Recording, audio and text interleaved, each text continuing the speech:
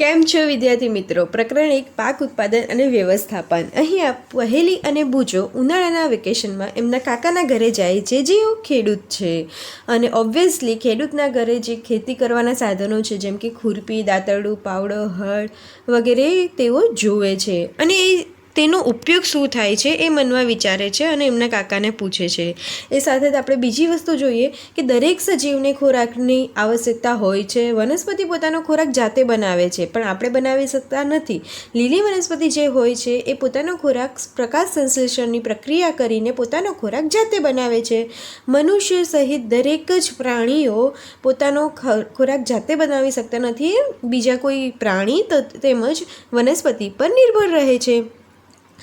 આપણે શા માટે ખોરાક ખાઈએ છીએ? કારણ કે આપણને ખોરાકમાંથી શક્તિ, ઉર્જા મળે છે, જે આપણને અલગ અલગ ક્રિયા કરવામાં ઉપયોગી થાય છે. રમવા માટે, જમવા માટે, ઇવન શરીરની અંદર વાત કરીએ તો પાચન, શ્વસન તેમજ ઉત્સર્જનની પ્રક્રિયા માટે પણ ઉર્જાની જરૂર પડે છે. આપણે જો 2-4 દિવસ ના ખાઈએ તો આપણે એટલા બધા વીક થઈ જઈએ છીએ, કેમ કે આપણી અંદર જે ઉર્જા લઈ રહ્યા છે એ બંધ થઈ જાય, જેથી શરીરની અંદર જે ઉર્જા રહેલી છે એનો યુઝ કર્યા કરીએ છીએ અને એનાથી આપણું શરીર વીક થતું જાય છે. બરાબર? તો આ જે ઉર્જા જેમાંથી આપણને શક્તિ મળે છે એ ક્યાંથી આવે છે એ આપણે આખા ચેપ્ટરમાં જોવાનું છે. બરાબર?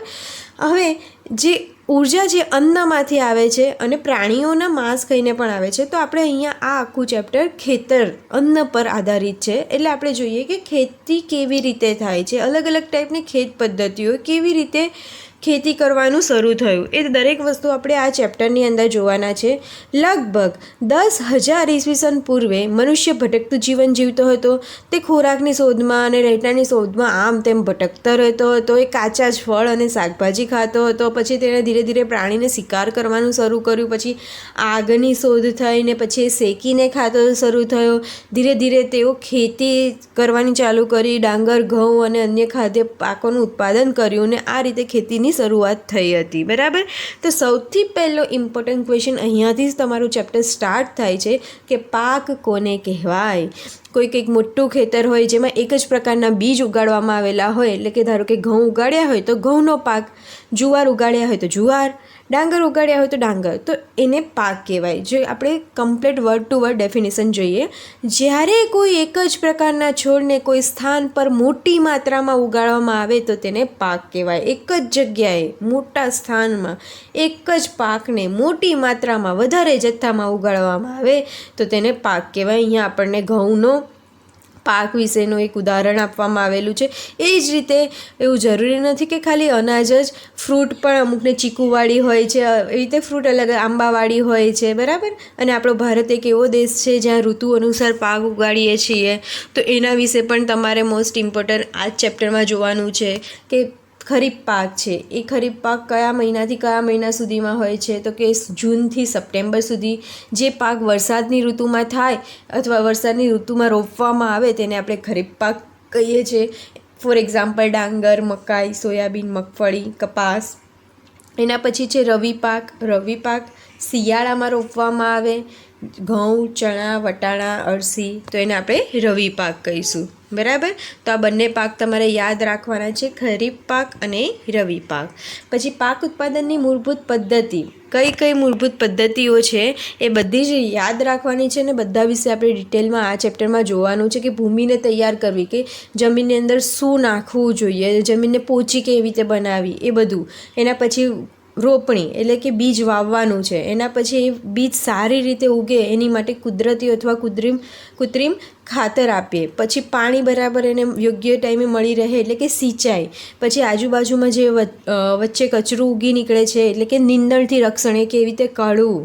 લણણી કરવી, જ્યારે પાક થઈ જાય પછી એને લઈ લેવું, એટલે કાપવું, લણણી કરવી. અને સંગ્રહ, એ પાકને જ્યાં સુધી બજારમાં વેચાય ના ત્યાં સુધી એને ભેગો કરવો, એકઠો એક રૂમમાં મૂકવો, એ સંગ્રહ કઈ રીતે કરવો, એ દરેક વસ્તુ આપણે આ ચેપ્ટરમાં જોવાનું છે. સૌથી પહેલો ટોપિક છે ભૂમિને તૈયાર કરવી, એટલે કે પોચી માટી. માટીમાં રહેતા અળસિયા અને સૂક્ષ્મ જીવોની વૃદ્ધિ કરવામાં સહાય કરે છે.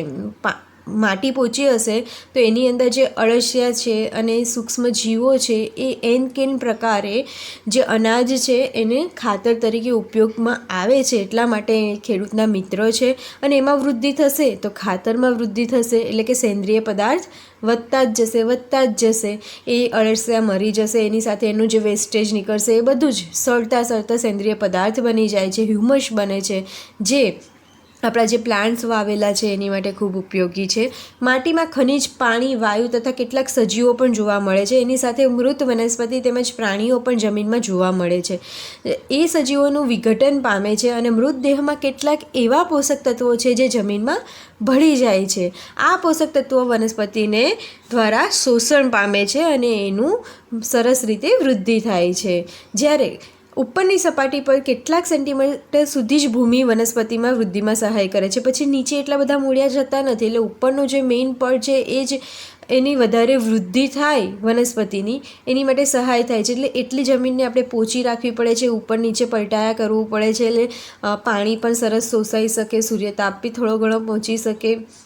એટલે તેને ઉપર નીચે કરવાથી અને પોચી કરવાથી પોષક તત્વયુક્ત ભૂમિ ઉપરની તરફ આવી જાય છે. નીચે પોષક તત્વ થઈ ગયા હોય, ઉપરથી બધા વપરાઈ ગયા હોય તો ફરી ઉપર નીચે કરે તો ફરીથી જે પોષક તત્વવાળી માટી છે ઉપર આવી જાય છે અને વનસ્પતિ આ પોષક પદાર્થોનો ઉપયોગ કરી શકે.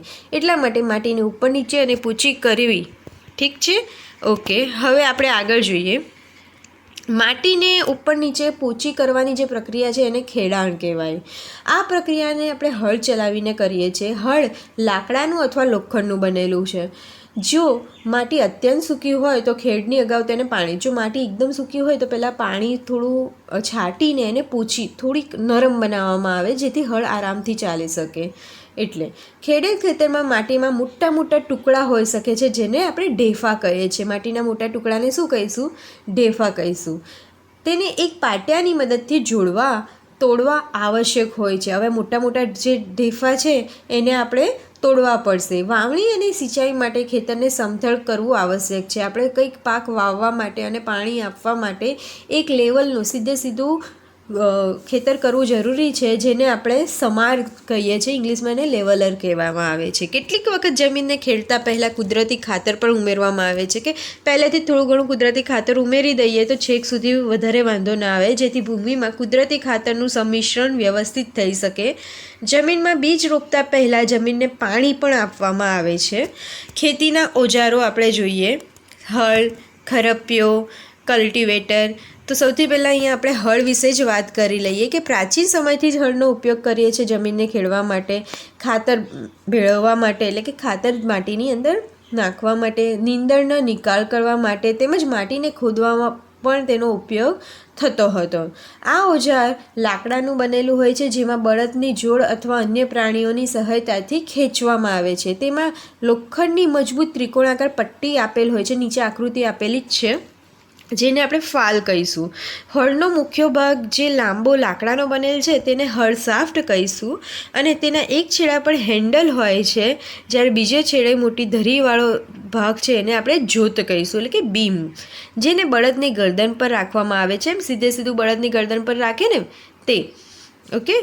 એક જોડ બળદ તથા એક માણસ તેને સરળતાથી ચલાવી શકે છે. કાં તો બે બળદ કાં તો એકલો એક માણસ એ બરાબર સરસ હળ ખેંચી શકે છે. આજકાલ લોખંડના હળ ઝડપથી લાકડાના હળની જગ્યા લઈ રહ્યા છે. પહેલાં લાકડાનું હતું તો બહુ થોડો સમય વધારે લાગતો, લોખંડ ફટાફટ કામ કરે છે એટલે લોખંડના હળ આજકાલ યુઝ કરી રહ્યા છે. એના પછી છે ખરપિયોમાં આ એક સરળ ઓજાર છે જે નીંદણને દૂર કરવા માટે આપણે યુઝ કરીએ છીએ તે, અને જમીનને પોચી કરવા માટે પણ વપરાય છે. તેમાં લોખંડ કે લાકડાનો લાંબો દંડો આવેલ હોય છે. અહીંયા આગળ જુઓ હળની ફિગર છે. આ છે ખરપિયો, જુઓ દેખાય છે ને, પાવડર ટાઈપ. ઓકે. લોખંડની વળેલી તકતી તેમના એક છેડે જોડાયેલ હોય છે, જેને આપણે પાવડો કહીએ છીએ, જે બ્લેડની માફક કામ કરે છે. તેને બીજા છેડે પ્રાણીઓ તથા ખેંચવામાં આવે છે. એના પછી દાંતી, આ આપણે યુઝ કરેલું જ હશે, કેટલાય જોયેલું હશે, યુઝ તો નહીં કરેલું હોય. આજના સમયમાં ખેતરની ખેડ ટ્રેક્ટર દ્વારા સંચાલિત દાંતી એટલે કે કલ્ટિવેટર વડે કરવામાં આવે છે. કલ્ટિવેટરના ઉપયોગથી શ્રમ તથા સમય બંનેની બચત થાય છે, એટલે મજૂરો પણ ઓછા જોઈએ.